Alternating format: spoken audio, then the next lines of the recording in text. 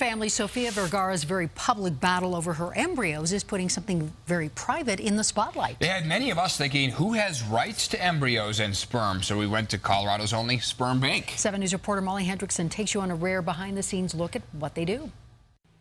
Inside Cryogam, Dr. Betsy Cairo sees it all, heading up the only sperm bank in Colorado where more men, women, even children are turning for help. We have young boys who come in under the age of 18 who aren't even old enough to sign their own consent, who are storing DNA because their parents are looking out for them for whatever reason, but they know that they're going to probably be rendered sterile by their chemo treatments or radiation or surgery or all three.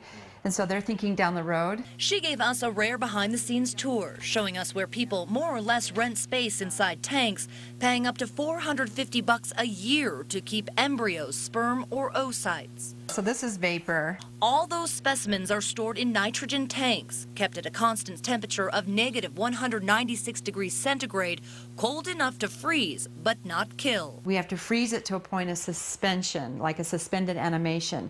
So even though it's not moving in what appears to you to be solid, the metabolic process within that cell is still moving. Becoming an anonymous sperm donor is harder than you think. There is a 3-week screening process. In the end, they eliminate 85% of applicants. So those donors are by number, they're not by name. They're screened and quarantined according to FDA regulations and plus our additional procedures and policies.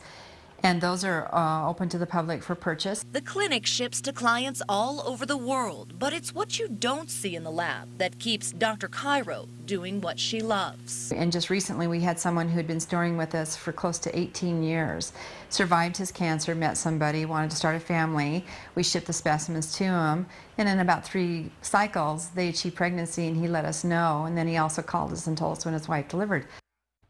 And Cryogam even has a sperm donor list online. It lists everything from the donor's race to their ethnic origin, height, weight, even if they have wavy hair or their occupation. Wow, fascinating stuff. Yeah. But as we saw in the case of Sofia Vergara, it can get very complicated. Yeah, and Dr. Cairo says in those cases, usually it goes to the court, and the court will oftentimes treat it like a piece of property and divide those embryos equally. So you really need to take a lot of things into consideration before you decide to do something like this. A lot of legal work involved. Interesting. Yeah. Thank you, Molly.